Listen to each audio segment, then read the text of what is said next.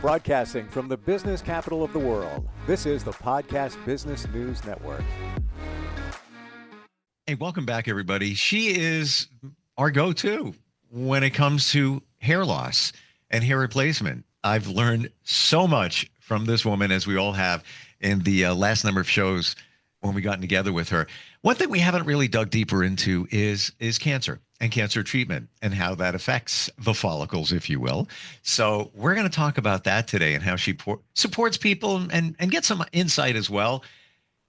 Her company's Hair Loss Center NJ.com. LaRonne Quarles Wright is back with us. How you doing today?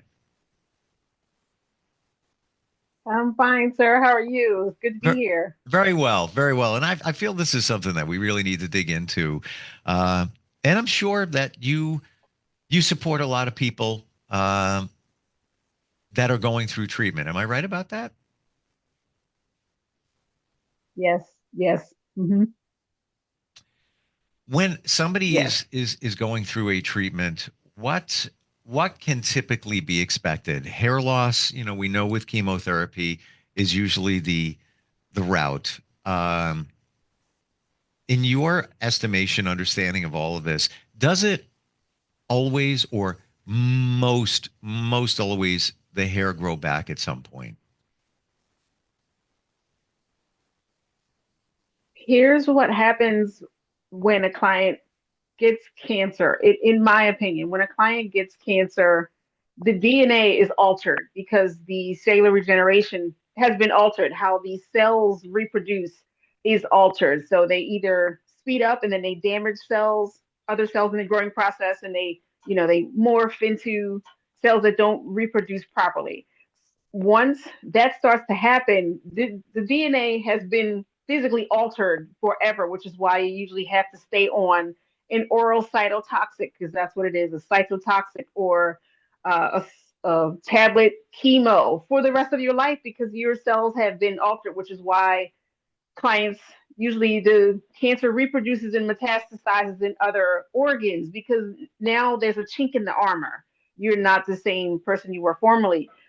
How that affects the hair is, my job is to always figure out what has enabled the hair to go from one growth phase to the latter phase problematically.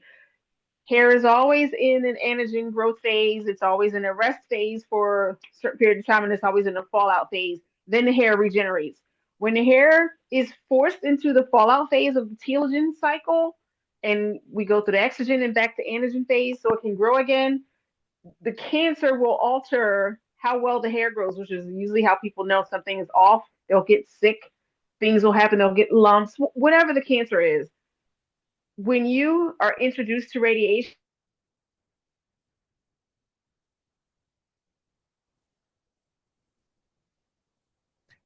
I think we have a tech issue here. Apparently, maybe some Wi-Fi issue. Oh, LaRonne, we're right in the middle of something super important.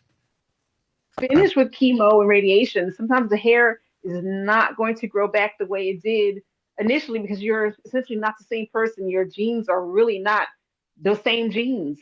So sometimes hair grows back finer, it grows back curly, it grows back white, because the melanocytes, which give the cells color, melanin, melano and melanin. So the melanocytes they're altered. So the way the hair reproduces is now altered indefinitely. So when clients come in, it's difficult for me to say you're going to have this hair back or your hair is going to be the way it used to be. Everyone is a rare case. Everyone is different. I can never say for you this is going to happen, because no one really knows.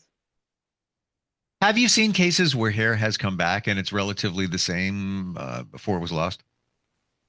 I have, but what happens is, the more I find women and men who have estrogen or testosterone fed cancers, prostate cancers, breast cancers, vaginal cancers, uterine cancers, the hair does not come back the way it used to, because it's the thyroid helps to control the amount of estrogen and testosterone.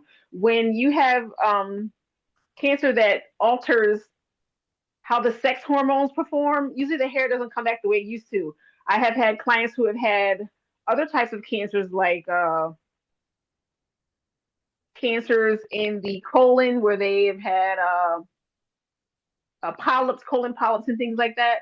That particular type of chemo, the hair grew back just fine. It grew back a little bit finer, but the texture was still there. They just had a little less of it. So for me, I see when it's an estrogen or testosterone fed cancer or prostate or uterine or vaginal breast, it doesn't always grow back the same because of that funky, weird cycle of the thyroid and the way it governs how well the hair grows. Interesting. Never realized that, but it makes perfect sense. Uh, I'm not a trichologist. I'm not a medical professional, but man, that just makes such perfect sense. Yeah. Wow. So it's a lot. It's difficult to explain. Me being a T person and a tech person, I really try to get into it. It's a difficult road to walk to let a client know you may not get the luster back that you had formerly. It's very challenging. You can't say that. You can't say it. Hmm. What about for somebody that the hair has started falling out from the treatment? Um, Mhm. you can support with some type of hair system until the hair starts growing back again. You can, however, the hair systems. This is one in particular. This is a hair system. It's a polyurethane system. It has poly around the perimeter of the hair system, and it has lace within the base. This is a system that I would recommend for a client who's out of treatment.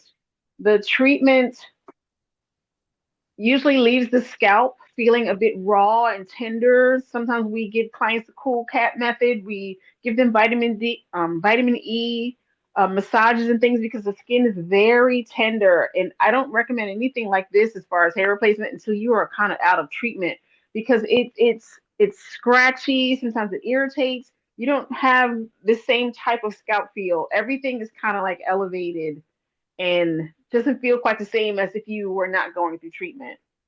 So there are plenty of options, but you kind of have to navigate which is best for the client when they're going through treatment. So I just had a flash in my mind, and I just need to ask this question. Um, is it in many cases better to not have some kind of temporary hair replacement while you're going through the treatment? Will that hamper the regrowth of your hair, or does it not matter? It doesn't hamper the regrowth of the hair because hair grows on a cellular level when it's time for it to regrow. When the body achieves homeostasis, it will regrow. It will regrow and return when it's supposed to. Someone wearing a hair system or covering is really not going to alter that. Okay. Yeah. Yeah, We don't know. That's why I ask. yeah. Because you wouldn't want to.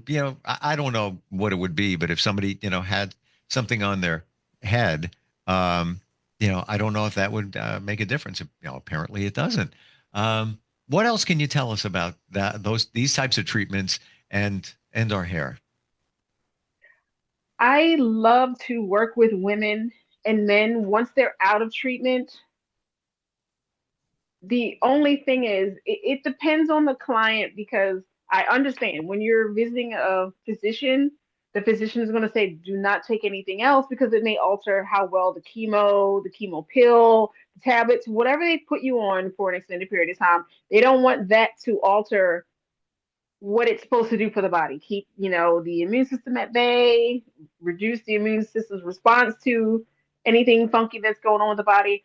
I get it and I understand it. However, as a holistic practitioner, we think the reverse because we're trying to do the most to stimulate the immune system, boost the immune system, support the immune system. We don't want to keep it at bay. We want to help regenerate it so that you can start feeling better. Your hair can grow back. You get your vitality back, but how we view it and they view it is a little different. But I get it. I understand. However, it's tough for me to recommend anything to a client post chemo because the doctor's usually like, you can't take anything else. And we want you to start. eating alkaline, get moving, detoxify all that liver and get all of that out. So the way we view it, it's a little tough unless the customer or the patient, I can't say patient, the customer client has to have a different frame of mind to work with me at that point. So the most that I can do is really fill a hair replacement role because I cannot I have a fiduciary responsibility to not say, well, you can't do what the doctor says. You have to do what I say. That's not how it works. We have to support each other. Right. Hmm. Um, let's say you got the green light from your medical practitioner. Let's say you're cancer free, and now Mm-hmm. hair is starting to come back. Wonderful Mm-hmm. situation. You're out of the woods, so to speak. What are some of those things that you suggest or provide to somebody to support the growth of hair? I immediately, because I'm a certified fitness and nutrition specialist, I immediately go into nutrition mode. I want to fortify your health as much as possible, helping you to make sure that you're eating for your blood type, reducing all of the inflammatory contributors that are not good, making sure that you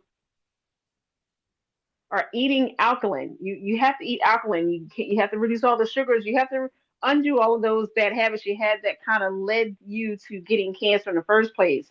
Because when you live in a very acidic environment, you're eating sugar, you're eating uh, high fatty food, oils, and rancid oils and things that are, from Hmm. McDonald's and things like that. That kind of stuff will help you kind of stay in that sick cycle. So I try to analyze a lot of that, making sure that we're preparing your gut, making sure we support your gut, detoxifying your liver, like helping you to regenerate those cells as quickly as possible and cleaning you all out and just fortifying you. So it's a delicate balance, but we're trying to like fortify and strengthen your system as quickly as possible so that you can get better soon. But it takes a minute because you can't just detoxify all that out of your body in one fell swoop. It takes time. What I'm getting from you is you are not just a trichologist, which is somebody that deals with hair. Uh, you're more of a holistic healer in what I'm hearing from you. It's not just I'm going to take care of your hair. No, you're helping somebody take care of their body, which will invariably take care of their hair. Yes, Wow, yes, sir. that's But that's huge. that's what we try to share. It's more than just me talking to you about your hair. It's you really have to balance. My slogan is balance your body and the hair will follow. You can't have hair if you don't have a balanced body. You just can't. That's why your hair falls out to begin with because your body's unbalanced. I believe that we all don't see the body connection to hair. It just it's there. We don't have to worry about it. We wash it, we style it, we're all good to go. We don't see the connection. But when you start thinking about the fact that when they do drug tests, they take just a strand of hair, Hmm. like OMG, how that Hmm. can show what's in your body. That's the proof of what Yes. what goes in comes out up top. Hmm. Wow. Yes. And it doesn't matter, even if we do hair and mineral tests, the hair and mineral test is going to tell you the same thing. You're going to have to do XYZ because I have also included that test in my services as well. There's no getting around it. Yeah. How do you do that if you're doing a mineral test? How's that done? We just take, just a very small lock of hair, not even maybe an eighth or a quarter of an inch across, and cut as close to the root as possible when we send it off, and it returns information to us, letting us know, by each body system what they need to work on. It's kind of the same. It's Hmm. kind of the same. It depends on what type of testing scanner you're going to use. It tells you all the same thing. Um, in doing that, what comes back for you on the mineral test? Is it, you make recommendations? Okay, we saw this, or give us some examples of what could possibly, uh, or maybe for somebody when you've done a mineral test, what's come back, and then what you directed them to do. I haven't used mineral testing for quite some time, but if I can remember, it would let you know if you had different types of toxicity in your living space, like lead and mercury and toxins. It will let you know if you had different toxins. It would also let you know if your SNS, your your uh, your nervous system needed support, because your nervous system can alter how well the HPA axis performs. The HPA axis would give you uh, different indicators that you needed to work on your stress areas, your adrenals, and things like that. It would also let you know if if you weren't defecating enough. It gave us targeted information that let us know we need to work on each specific system. So I'm not sure if that helps, but it would definitely give you minerals. It would tell you what kind of toxins you needed to work on. It would let you know if your stress was too high and if you needed to support your adrenals and your hypothalamus and your pituitary. Mm. It gave us quite a bit, but I would need to research one and find one because I have them all in my files. I wish I had known, because I would just pull one out and Sure. show it to you and show you what it's like. But it's very effective. It's very effective, especially if you're not offering anything else. That's a great tool to have. Mm. Um, do you take supplements? Do you have a regimen, you personally? I do, and it drives my husband nuts because I have about 10 things, and then he's considers me. He's like, "Well, you must be sick. You're taking all this stuff," and I'm like, "No, it's not that. It's just I don't want to have to take medicine, so I take supplements." And I have a list of issues myself because I Don't we have all? always had, Don't we all? yeah, I've always had issues with my lymphatic system, and if you could tell, like I'm constantly puffy because I've always had issues with my lymphatic system, and I always have to tap and do different things for my lymphatic because I have always had a problem with my lymphatic system and my kidneys, and I've had IBS as a child, so I've struggled with my upper and lower digestive system. So there are things that I have to take all the time just to keep my body supported, whether I like it or not. So Mm. yeah, I'm constantly detoxifying my liver because I am a woman of a certain age and I'm going through the change. So I'm constantly trying to make sure I take care of my liver, my lymphatic system, Sure. my kidneys.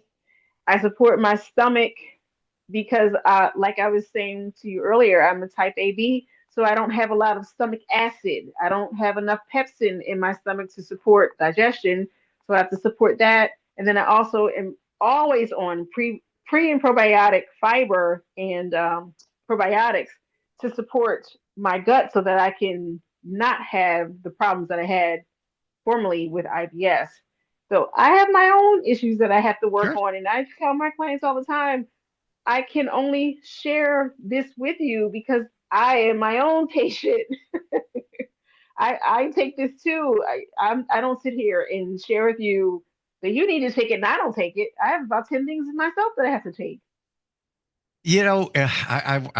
I've learned this fairly recently that the lymphatic system in our bodies is the most under illustrated of, Hmm. and it's so important, but you don't see a lot. I even met a woman who is writing a book about it, and Hmm. she can't find images. She actually went back to like the 1700s where they studied it deeper, and those images are beautiful, wonderful. Hmm. Even in today's Hmm. world, there's not a lot out there about it, but it's such a, in terms of cleansing our body, cleaning our body of toxins and things like that. Nobody Hmm. really ever talks about it. And it's so important. Well, could I please share a case that I have been dealing with this Absolutely. week? Yeah. I I don't know how to pronounce it. I only know what it is. It starts with an H and it ends with an S. I think it's hydrintonitis suppurativa, something like that. But it causes the client to get boils and tunnels beneath their skin where the sebaceous gland meets, Wow. and it provides that oil. These sebaceous glands, they get severely infected and inflamed, and they cause pus-filled bumps and boils in the areas where there are hair. So in the areas in the scalp and then in the armpit and the groin, the clients and the patients get very, very bad pus-filled sores. Sure. So I had a young lady that came in Tuesday for a trichology visit, and she's already working with a dietitian. She's already working with a naturopath. So I have to walk that delicate line that I don't over recommend things because she's working with someone already. But what I had to let her know is unless you tackle your lymphatic system because it's a lymphatic driven issue, if you can understand that we have lymphatic channels beneath the base of the occipital, underneath the armpit, in our throat area here, which is when our doctor usually does one of these numbers. They'll feel you here, but of course we don't have hair here, so she doesn't get the breakouts here. She gets them here, she gets them here, and she gets them in the groin. So I let her know you have to work on your inflammation because it's an inflammatory driven lymphocytic issue because it's a lymphocyte, lymph cell. She has to work her lymphatic system and her immune system. So I do see clients that come in with lymphatic issues all the time. However, like you said, no one really ever talks about it. No, it's and I'm far from the expert, but I hear there's like 300 different lymph nodes in our body. That doesn't count the channels and everything else going on there. I love your knowledge. You really just get to the point, make it clear, easy to understand, and just have a passion to help people. And it truly is wonderful. LaRonne, what's the best way to reach out to you, whether somebody's in New Jersey or not? They just need some direction. How do they do that? Well, I can help anyone anywhere because we have different types of services. It depends on where you are and what you will allow me to do with you. You can be in Wisconsin, I can still work with you. I can be reached at hairlosscenternj.com. You can reach me on any social channels, SBO Hair Loss. And you can always call me by phone, 609-710-8102, and by email, info@hairlosscenternj.com. You're amazing in terms of your knowledge, just in all different areas of hair. We went down a direction today in terms of health and also wellness connected to cancer. But again, just illustrates, how we take care of ourselves is reflective in our hair. It's all there. Thank you so much for being here today. Really appreciate it. Thank you.